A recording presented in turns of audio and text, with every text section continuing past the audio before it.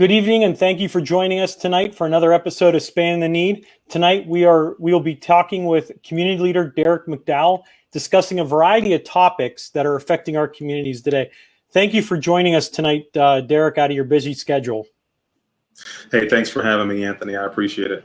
Anytime. So right now, actually, we're inside, so the weather's actually pretty decent out. So this is a time that we'll be able to enjoy with our families moving forward in the summer. So yeah, I'm excited. You're very involved in the community as a community leader from a variety of different perspectives.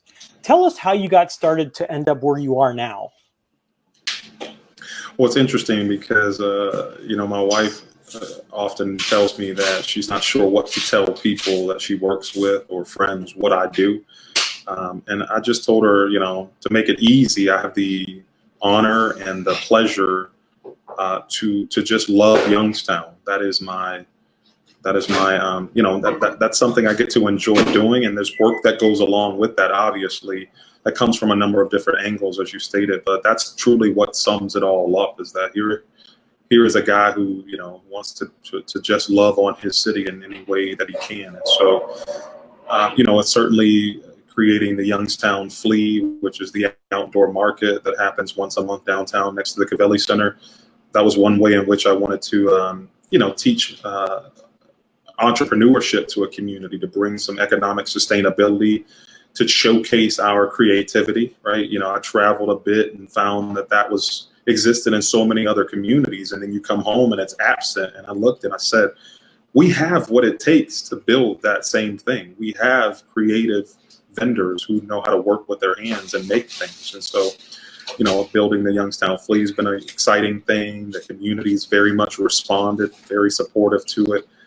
That led to, the community engagement and inclusion coordinator role that I now carry with the Youngstown Foundation Amphitheater, working as a liaison between the city of Youngstown and the management group, JAC, and Eric Ryan through the Cavelli Center, the amphitheater, Ween Park. Those things have all been, sort of the things you see visibly me doing in the community. But again, they all lead back to the same thing, which is loving on the city of Youngstown.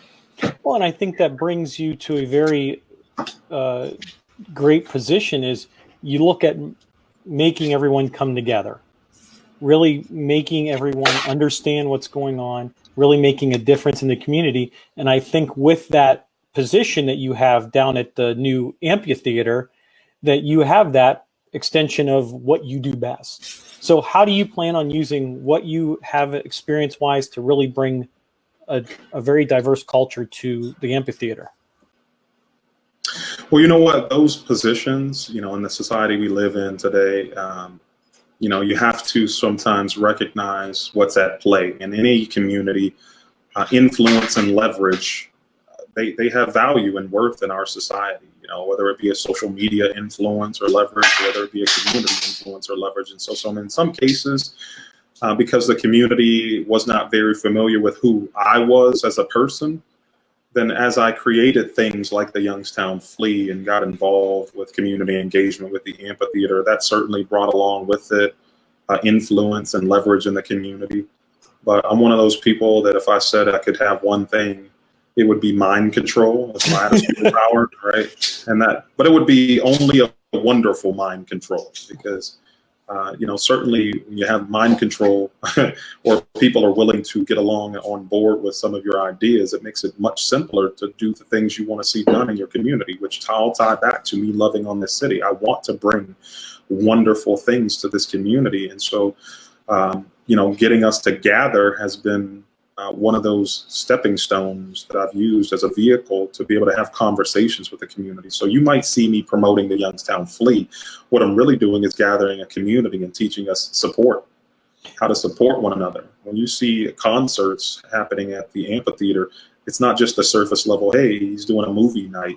I'm trying to teach us how to do family, So not just focused on what movie are we playing tonight and what's the popcorn taste like, really engaging families and saying, when's the last time you've been out together and watched a movie? And that's how we learn how to do community better. And it's basically like getting back to the basics, having that dinner on Sunday afternoon with the family type Yeah. of mentality. Yeah. And you look at it that we were looking at ramping up for a great season at the amphitheater. Then COVID came with the pandemic. So how have you and your family and all have handled the pandemic, kind of being stuck inside?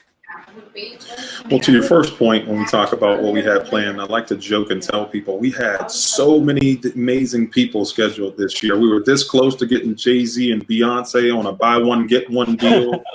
You know, we had every artist you could think of. We had them lined up for 2020. It just COVID hit, you know. Just had to sign that contract. Yeah, we had the ink. It just didn't dry in time. So yeah, honestly though, that's not joking of the statement. We had an amazing lineup of things planned, and we are revamping that for what we're dealing with now. And we still do have some wonderful things planned. We're going to try and salvage as much of 2020 as we can because we need it and we deserve it, and we can do it coming together. But personally, I can tell you that I am blessed. You know, that my family. You know, again, a 19-year-old who was off to college, who, you know, many colleges closed their dorms and she had to come home. Thankfully, got to spend some time with her. You know, my wife is home. She's a teacher, been doing a lot of things through those Zoom calls like we've all been doing, and had time to do that. And, you know, we've got 4 kids here, all safe, all healthy. We haven't strangled one another. Plenty of family time, and I myself have personally been able to do a number of things that have been important, which is sort of reshape some of my own priorities around family. I can't espouse things to this community if I can't do it in my own home. And I've struggled in a number of ways to do some of the things because of my passion, you know, to drive for results out in this community. You can easily neglect your own home. And so, you know, COVID did force me at a certain point to stop. You know, physically and mentally, because obviously there was nothing going on at the amphitheater. We weren't allowed to have gatherings there, wasn't able to do the flea. Tried a number of different things remotely, but at a certain point, I just reached a space where I said, it's okay to take some time off. Everybody else is. Yeah, and they really are. I mean, you just take time, you sit back, you may be juggling more things at home, kids, family. You're reorganizing the way you do stuff. Yeah. And I need to be precautious once we see things being reopened here. You know, it's not as easy as 1, 2, 3. I had some time off. Now I got all my priorities straight. You know, there's a ramp up of a lot of work happening, especially with everything that's going on in our cities and our communities and across this country. There's even more work to do now that we've sort of began to admit to things that we always knew were problems. COVID exposed a ton of problems that we already knew. We knew disparities existed across communities of color. You know, certainly the recent murderings, they've exposed some things that need reform. They've exposed some things that need torn down. They've exposed the need to come together in even greater ways. And so now we've not only got to reopen, but we've got to reimagine and reshape a lot of things. And let's talk a little bit about that, as COVID has really opened up the eyes of America and maybe the world. And we look at what happened 2 weeks ago to George Floyd. How did you feel when that happened? You know, it's easy to feel in that moment because, you know, we're talking again, hindsight is 2020. So in that moment, as a Black man myself, I felt like, again and again and again, and then to see, you know, the Amy Cooper situation in Central Park, both of those situations just coming off of Ahmaud Arbery, you know, jogging in his neighborhood, it was just a gut-wrenching moment of again, and you don't know if justice is coming in that moment. And so you're left almost, I mean, not even almost, speechless. You're left in anguish. You're left in despair and hopelessness.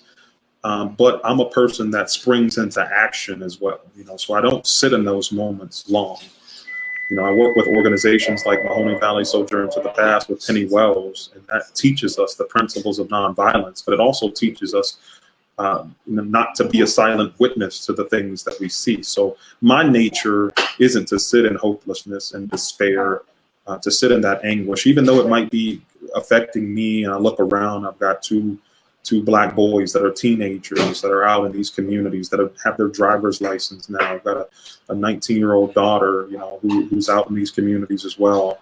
And, we've got a community to answer to and be responsible for when these kind of moments happen. Just because it physically didn't happen here doesn't mean that we don't deserve to have these conversations about what are we going to do moving forward. So very, very, very concerning. But it also, I'm one of those people that to whom much is given, much is required. So I'm required because of who I am and what I want to do and how I want to love this community to be able to hold things together in moments of crisis and trauma so that I can spring into action and show others how to get out of that hopelessness and how to get out of that despair and how to spring to action in healthy, meaningful ways.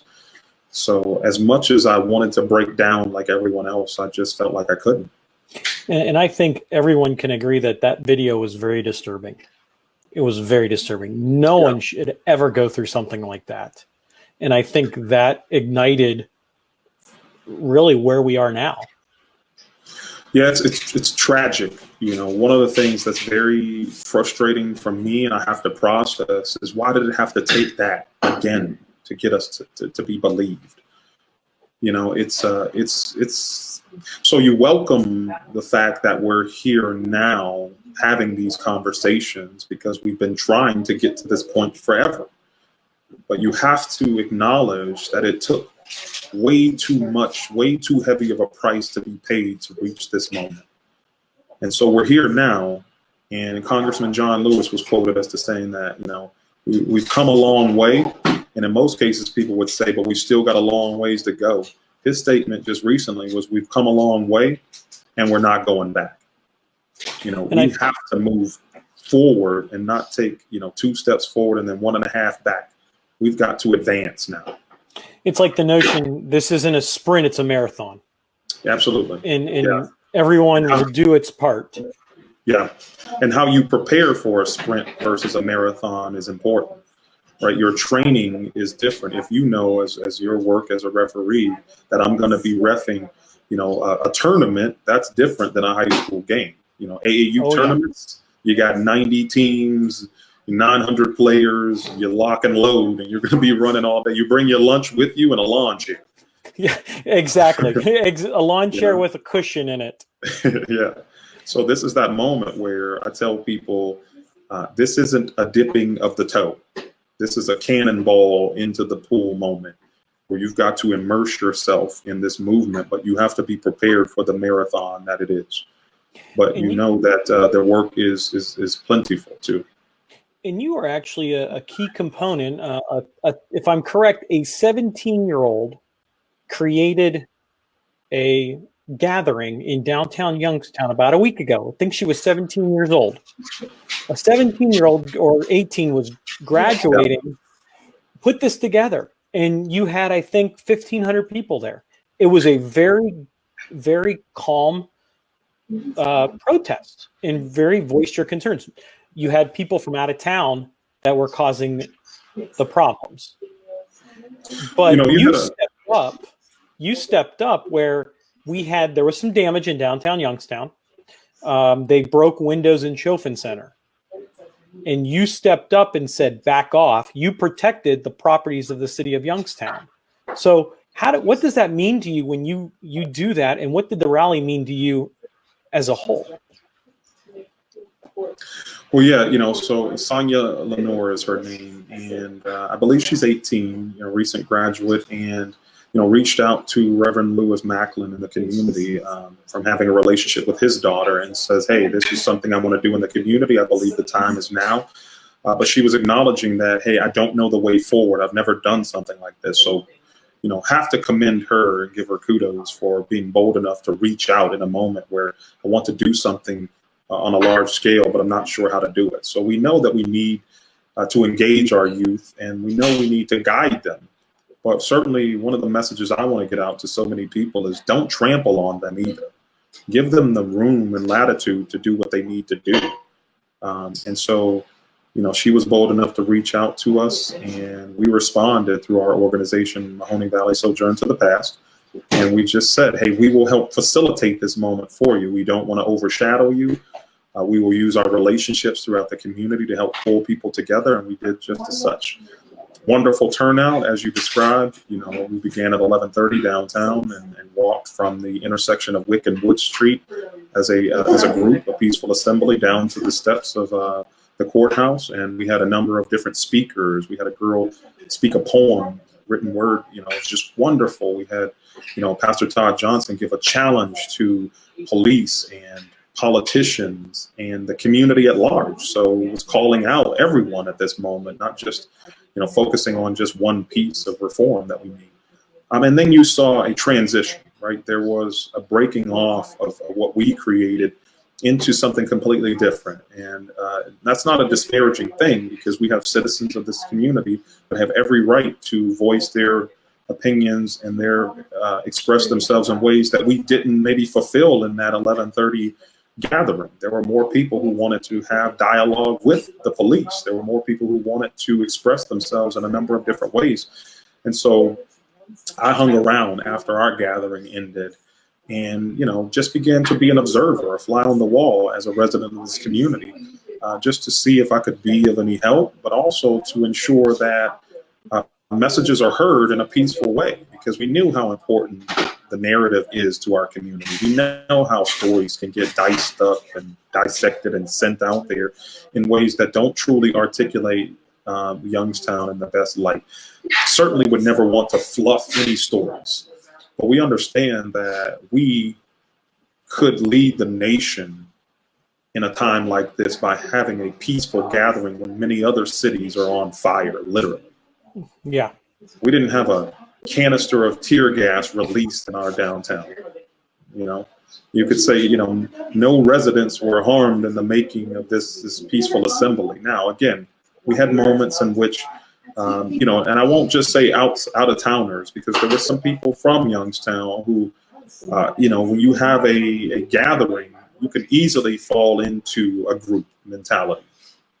And so there were some people embedded within that that assembly that, you know, they were very angry, more so angry than some of the other people. They were expressing themselves in ways that more so other people in the crowd weren't. And so I won't say that it was just outsiders or just out of towners. There were some people that, you know, United Way suffered some damage slightly, and, you know, Shoffin's front door. But what it means to me to be able to intervene in a moment like that. And here was my rally cry to everyone in those moments. You deserve to be heard. But if you want this moment to continue, then we cannot distract by getting off mission and destroying our own community. And I want you to, you know, I wanted them to have the opportunity to be heard all night long, if that's how long they wanted to go. And I can tell you that the longer you know, allow these types of things to go on, the quicker this will all get shut down. And violence is not the answer. And no, I mean, again, the organization that we work with teaches Dr. King's 6 principles of nonviolence. And so we seek to defeat injustice, not people. And a lot of times people forget that what we're angry at, and I'll say his name, you know, we could be angry and direct all our hate towards Trump. But what we're really angry at is some of the injustices espoused by administrations or our government or politics or our judicial system. That's what we really need to defeat, you know. And so if we stay focused on that, then, you know, less on defeating the people behind it, then we'll get much further. And so don't destroy your community. You know, again, I'm not disparaging, because there are people who are articulating why. When you look at the disparity in wealth in our country, you know, communities of color have been destroyed. You know, you look at our native, you know, people, indigenous people in this community, and they can tell you, like, listen, you've destroyed our land and a lot of our communities. You've broken so many treaties. We can't name them all, and you want to run oil lines through land that is sacred to us. We look at Tulsa. There was a huge, healthy, wealthy Black community that was destroyed there. And so there are people articulating moments of destruction to say, you know, yeah, this isn't maybe how we would want things to be, but can you understand? Can you understand where some of this destruction is coming from? Not that you have to agree with it at all, but can you understand that lives have been destroyed? And so some people who just don't know how to articulate themselves in the proper way go out and they feel like destroying something is the only way to get attention, is the only way to take notice. And then there are some people that are opportunists in these moments as well. But when you embed that into an entire group and you try to frame the entire group by the actions of a few, that's unfair. And so that's partly my reasoning for being in those moments as well, is because the wonderful work, the wonderful voices that needed to be heard, all day long would have been overshadowed by some of these moments had we not intervened and ensured that they did not happen in the way that they could have happened. We had a number of different moments that could have happened much differently. I'm telling you, from about 2 p.m. on, it could have been chaos downtown. And moments I witnessed that the crowd wasn't calling for, that the crowd didn't deserve. You drive a SUV through a crowd of people who were just protesting. That's unfair. Yeah. That's unfair for them to respond, angrily, and then you try and capture that moment and say, look at them. They're throwing things at a SUV. Well, capture the moment 15, 20 seconds before that where that SUV tried to push through the crowd and almost run people over. And you can understand, not agree with, but understand why someone would throw a water bottle at your SUV. Yeah, they would aggravate the situation. So you just aggravate the situation. We had a charter bus that tried to push its way through a crowd of hundreds of people crossing the street. That doesn't help. Yeah, that really doesn't. No. And so let's go back. I was doing some follow up with some things. I found a video of you about 3 years ago. Uh-oh. Yeah, you did a video about your heart and your head. Yeah. And you said that your heart is what drives you. If I'm correct on that statement. Yeah. So how do you take what we've experienced in the last 2 to 3 weeks and move forward with everything with your heart? You know what? You always have to be a person of self-evaluation, I believe, to thine own self be true, right? And so I try and stay true to myself that a lot of things are led by my drive and my passion and my heart. And somebody told me, and if you read maybe some of the comments under that video, if you found it on social media, somebody says, well, that's the worst way to do business. And I said, listen, I use my head too. I'm not an idiot. But you have much more of who Derrick is if you allow my heart into situations. And I'll give a quick example, right? Because I could tell you that some things aren't heart-led, even though they are well-intentioned. And I'm going to get on a dicey moment here for you, but just stay with me, right? So let's look at the term white privilege. That's a term that people hear. And up until now, possibly, we just sort of rejected it, like it was, garlic to a vampire or a cross to a vampire. And so how I use my heart is I have to look at that and say, what are we really trying to say to people in that moment? And so am I just trying to lob this accusation at you to guilt you into doing things? Or really does white privilege sound a little bit more like this? From my heart, what I want to say to you, Anthony, is that we live in a society that statistically is 60% white. And if you add in Hispanics who identify as white, it's closer to 70% white. So 346 million Americans, 70% of them identify as white. And so you have to understand that as the dominant majority race in this society, you have an advantage. That is what the word privilege means. A lot of people interpret it to mean as if they had a silver spoon in their mouth when they were born, and that's the wrong interpretation. It would be no different than if I positioned to you that would you rather be tall or short in the NBA? Because if you're tall, you have a better advantage over short people. You can get to the rim a lot easier if you're trying to dunk when you're tall. You can block shots a lot easier when you're tall. So you've been given an advantage to be tall. Rich over poor gives you so many other advantages. And so white in a society that's predominantly white gives you an advantage in a number of different ways. You get to learn about racism rather than experience it. You get the benefit of the doubt rather than the guilty until proven innocent, the opposite of what our law and justice system is about.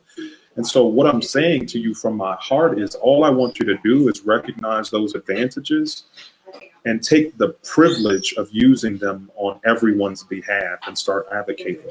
Now, that statement in and of itself is much longer than the statement, Anthony, you've got white privilege.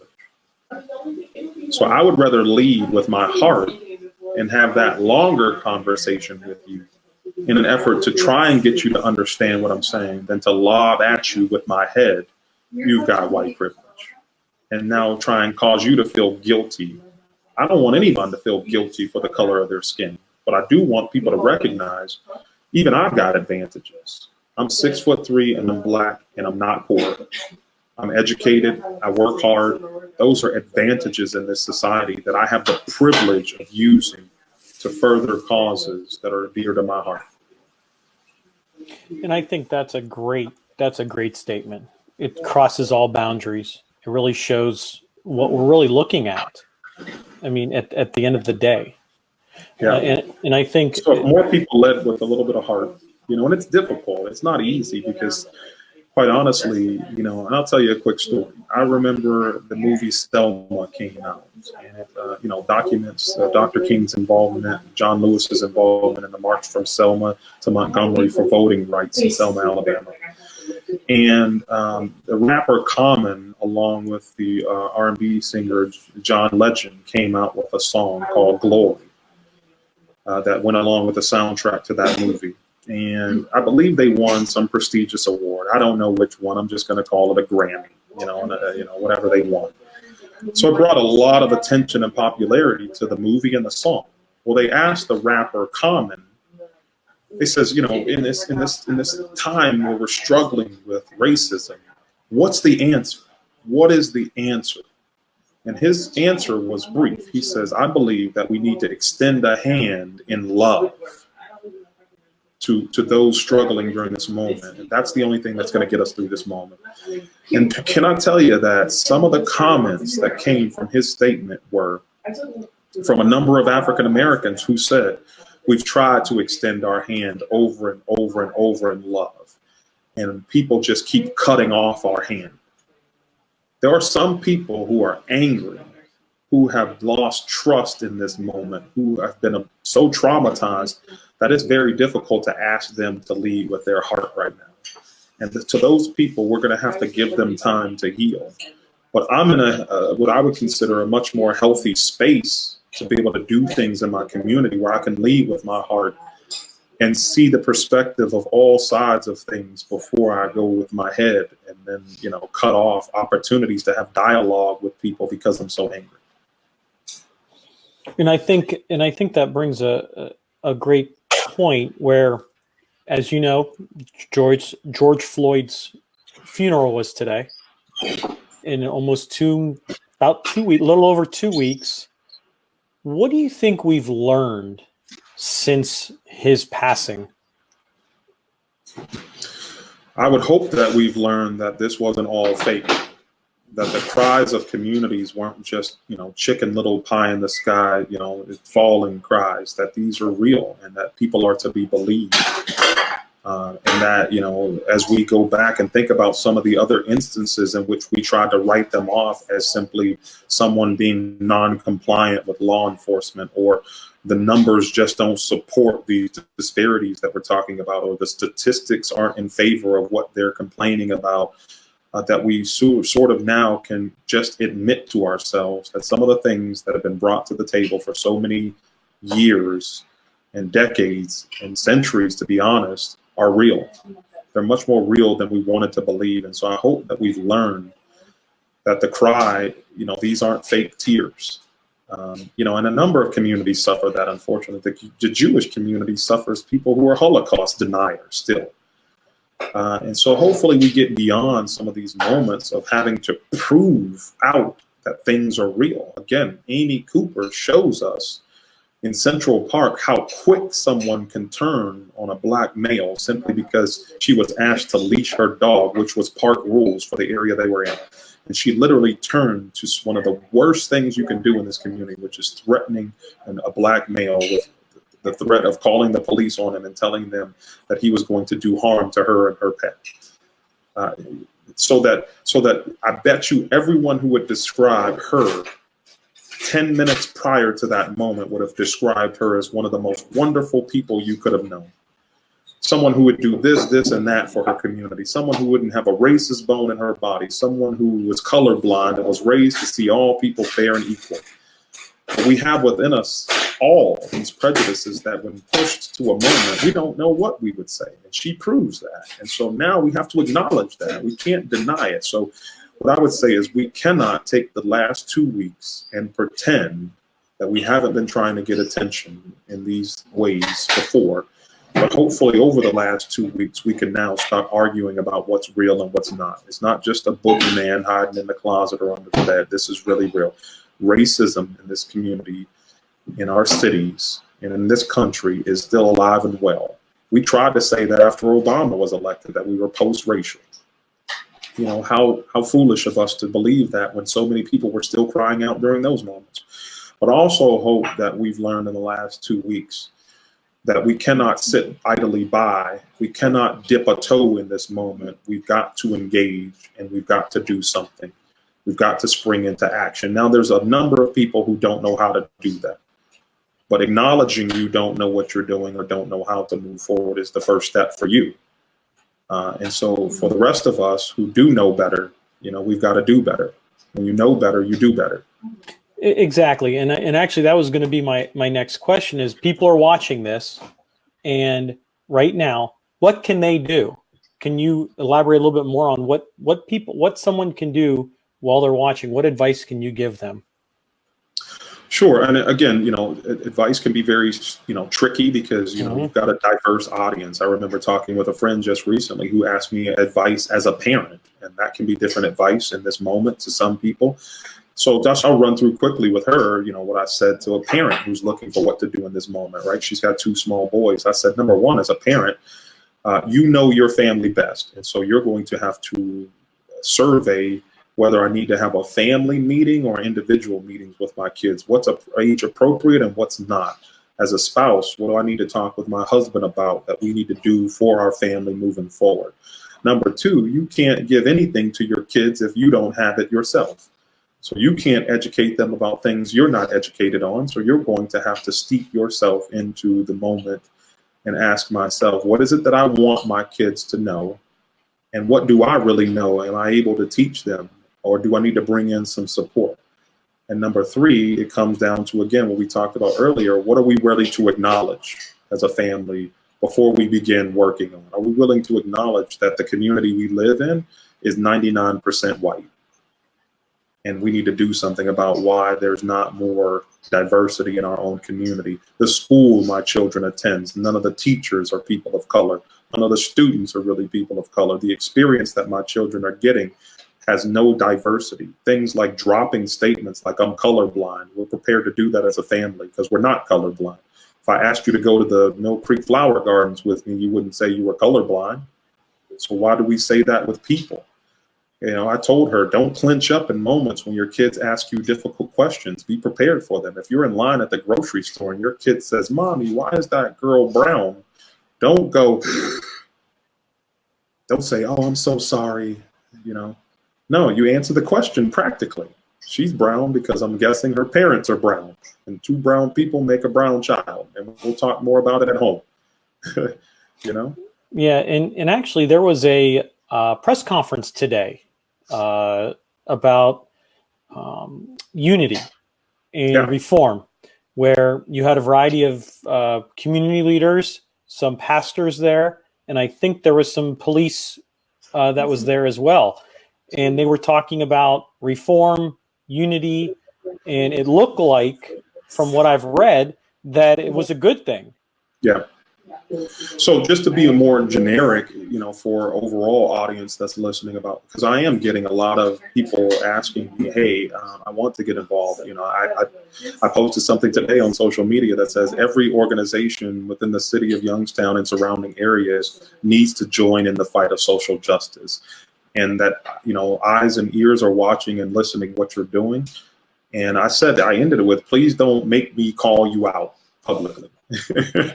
And when I say that, people do respond. And so a response was, hey, I'm from a local this organization and we want to get involved. We just don't know how. So let me speak to those people who want to get involved but don't know how. Number one, the first thing, again, you're going to have to do is ask yourself, what are we prepared to acknowledge? Because we cannot fix what we will not boldly acknowledge. Do we have a race problem or don't we? Because if you're still debating on that, then you can't begin to help fix or bring about the reforms that you see happening all across the country. Do we have a police, law enforcement issue in this community or don't we? Have you seen or can point to examples of those things that we're talking about? So what is it that you're prepared to acknowledge first and foremost before you try and spring into action? Be no different in a relationship if you offended a friend. If you offended me, Anthony, and I said to you, hey, man, that was a little bit offensive what you said to me. Are you prepared to acknowledge the offense? Or are you saying, I was just kidding? Oh, I would. Trust me, you can ask my wife. When I'm wrong, I say I'm wrong and I apologize. And that's a beginning. That's a beginning for an individual. So we've got to begin within ourselves and say, acknowledge the things that we need to change about ourselves before we try and go out and change the world. The second thing we can do is, if you don't know what to do, find someone who is doing things, a trusted person in your community or your personal life, and seek out advice, on how to begin. I certainly want to be a resource to people in this community on what you can do to help you get plugged in different ways. I spoke with someone in the community who's in Boardman, who owns a small business, who deals in, massage therapy. So here's a cool example I gave him. He says, I just don't know what I can do. I'm a middle-aged white guy who owns a business in Boardman. And I said, let me tell you about an article I read a couple months ago that detailed 700 fights in Youngstown city schools. There's only 180 days in the school year. Exactly. You're talking 3 to 4 fights a day, right? So I said, why don't you get involved with Youngstown City Schools and teach them relaxation techniques, mindfulness, teach them about conflict resolution, using breathing techniques? That's your involvement. So be authentic with how you're going to get involved.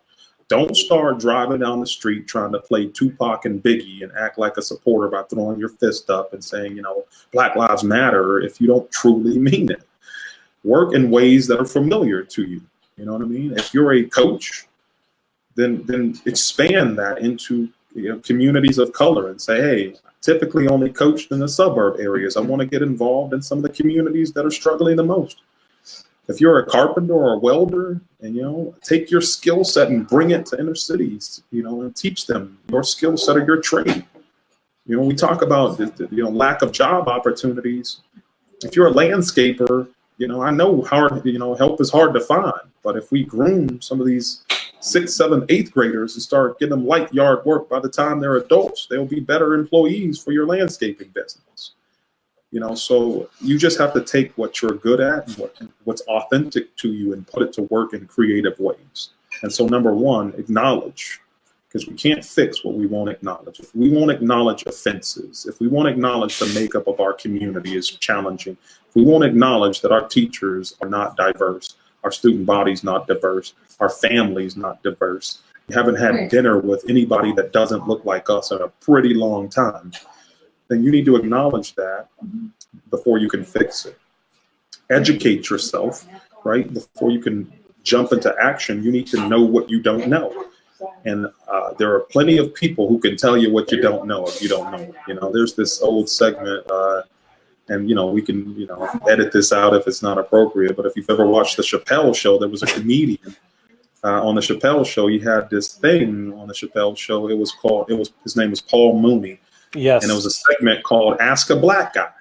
And he sat out on the streets of New York just like almost like, hey, you can walk up and ask him any question you wanted to ask. And so, it should be open door policy with us to say, hey, if I don't know who's trusted in my life that can speak into my life, that can help educate me and say, Derrick, tell me what I don't know. Tell me some things that I'm seeing maybe from the wrong perspective. Now, on the surface level, you might not see anything wrong with just for example, your community. Like, what's wrong with my community being predominantly white? These are the people who chose to live here. And now you have to ask yourself, okay, have you ever heard of redlining? Have you ever heard of the era in which we ensured that African Americans and people of color couldn't get loans in communities like yours? Now, fast forward to today and ask yourself, what are the obstacles people face to be able to purchase a home in my community? We know the wealth gap is one reason, but that's not the only reason. Do you know how many people are afraid to drive through Poland? I don't know. You tell me. Tons of people. People that I know that are like, I'm legit. I got my driver's license, I got my car insurance, and I still won't drive through. You know what I mean? Where does that perception come from? So maybe we need to, it's no different than a chiropractor who will tell me that most people believe if you get your back cracked, you're going to be addicted to it. It's like, nah, that's not really true. So perceptions can become people's reality. So maybe the answer is that Poland just needs to become a more welcoming community. Right. As an example. Correct. That's just an example. I'm not picking on Poland. I'm just saying, does your community feel welcoming? Does your neighborhood, does your street, does your home? Well, that's the same notion as what we were talking about, you mentioned earlier, because you've actually answered probably 2 or 3 questions that people were going to ask. And I'll just kind of go back is you talk about how people can help. Okay. Use their God-given talent, whatever God gave them, that's their talent. Sure. I knew a great man who just passed away on Friday. Bishop Murray was a very good friend of mine. He probably was the Catholic Christian, was one of those gentle giants that when he walked in a room, you just commanded yourself to pay attention, no matter what background you were. Yeah. And he just was and I'm still feeling it because I used to talk to him a lot. Yeah. And I'm sure that, having that trusted, healthy relationship with someone that you allow, because it's a privilege to allow someone to speak into your life. But the only way you were able to do that was not because of his title, but because of his leadership, right? And leadership comes in more forms than just title. Mm-hmm. What you want, the highest form of leadership is admiration. See, you admired him and you were allowed him to speak into your life. That's the only way we're going to have these conversations with people, is people are going to have to say, I admire the work that I see you doing in our community, and I need some help on how to begin. And I'm willing to allow you to speak into my life and let me know. Now, you as the recipient have to be willing to be told some things that you're not going to like. Exactly. But the fact that you admire me and know that Derrick is a person that leads with his heart, and Derrick's going to only tell me things that are good for him, me, and this community. See, I want the win-win-win, right? And so I'm not going to lead you astray because you've seen my heart. You've seen me advocate for this community. Why would I tell you something that was counter-narrative to where we want to go? And so if you can trust me and you can admire the work that you see me doing, then allow me to speak into your life and tell you that, Anthony, you've got a platform. You've got an opportunity to do some things in this community that other people may not be able to do. You have a podcast. You're privileged in that way, that you have a voice that people will listen to. And so you now need to be able to use that voice just like you're doing today. See, you've already begun work just right here. I've been doing a podcast, and now I'm going to incorporate this moment into my podcast. Even if your podcast wasn't even about this, your podcast could have been about any number of different things, But now I'm going to use that same podcast, to interject voices that, may be uncommon to the nature of the podcast. Again, it's just using authentic. If you're a photographer, just go back and look at your body of work and say, I got to begin to shoot more diversity. And I think at the end of the day, treat someone how you would want to be treated. Absolutely. And we forget that those statements carry so much power. And it's so simple now that we write it off. It's like, oh yeah, treat people the way you want to be treated. One of the other things I want to say before you go, is I've told people, and I'm just about to make this post, right? There's these stages I see. You're hearing it first here. So here's an advanced copy of my next post. There are 4 words that are hindering us right now. Those 4 words are, if you need help. It's not if we need help. We need help.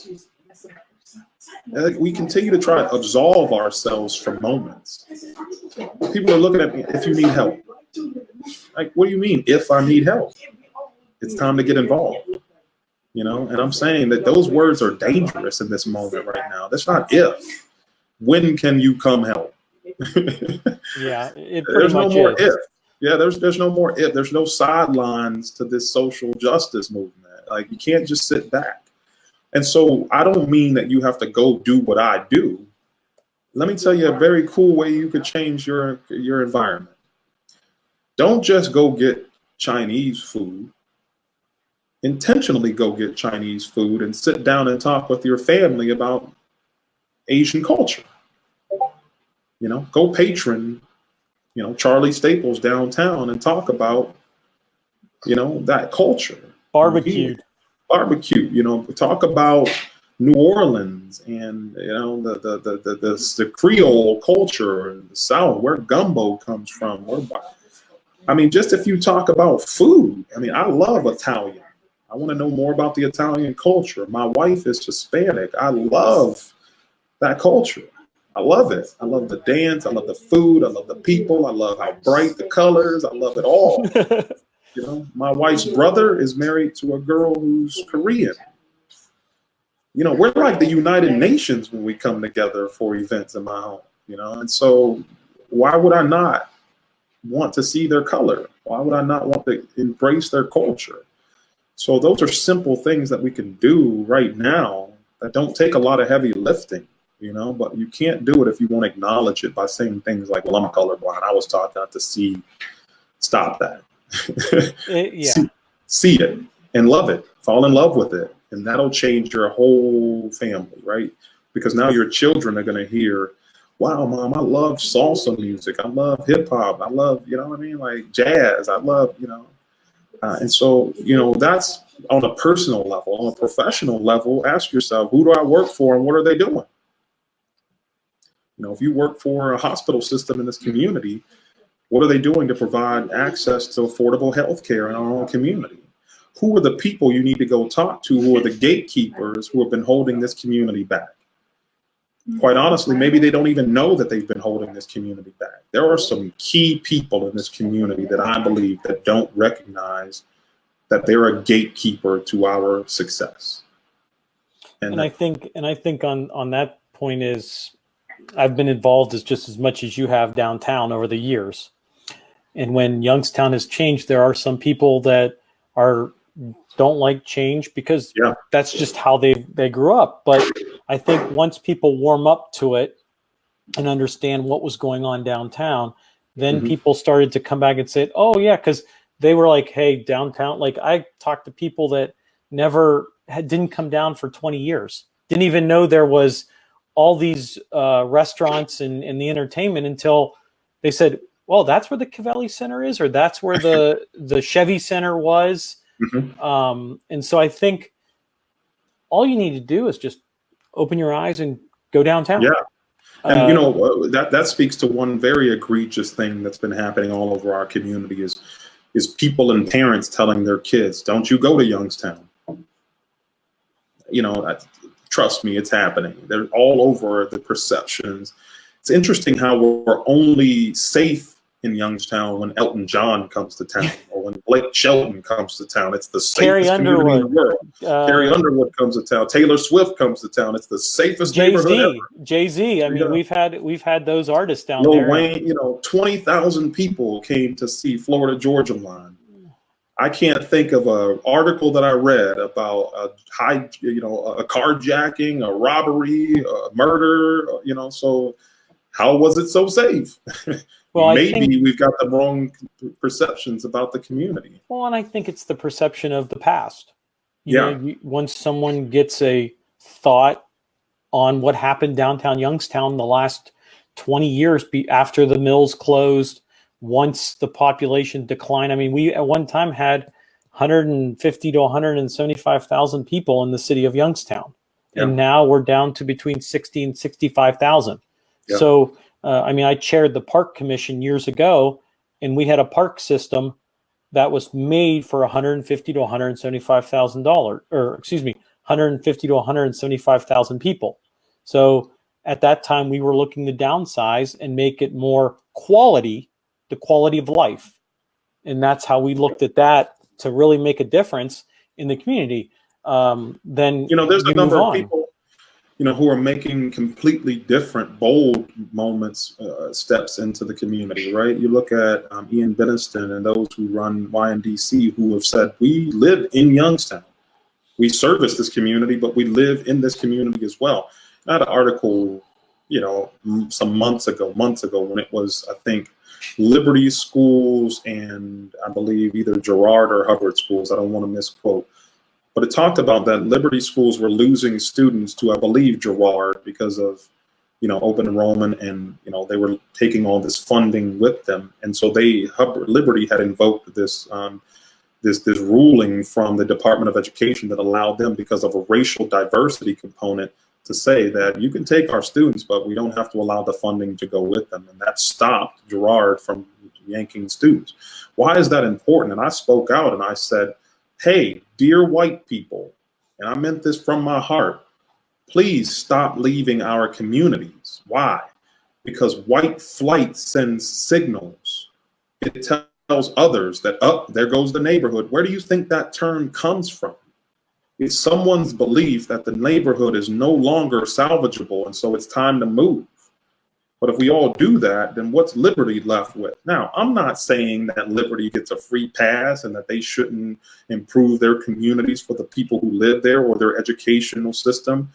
We all have challenges like that. But boy, if you start seeing white people leaving communities, we've seen that in the civil rights movement. If you go back to the desegregation of schools with Central High School in Little Rock, Arkansas, when they sent 9 students in to desegregate that school, the community's response to that was? They bucked desegregation so bad that they shut the school system down next year just to prevent any more students from coming. And then whites left the community. They were able to afford private schools to continue educating their kids, while people of color were left with a closed school system and missed a whole year of school. And then whites started leaving the community. If you go to Little Rock, Arkansas now, near Central High School, it's an all predominantly Black community that's in poverty and despair now. So stop running at the sight of challenges from our communities and dig in and stay invested. Actually move back to Youngstown if you're in the suburbs. Quite honestly, I'm speaking to myself too. You know what I mean? Like, I had to begin again with who I was because I didn't have a great sense. 15 years ago, you wouldn't be having this conversation with me. You know what I mean? Like, I wasn't that guy who I am now. But like I said before, when you know more, you'll do more. When you know better, you'll do better. And so, I can't espouse to others to make a commitment to a city I'm not committed to. But I can't sit back and let people continue to tell their kids, don't come to Youngstown. Your child has the answer to one of our challenges.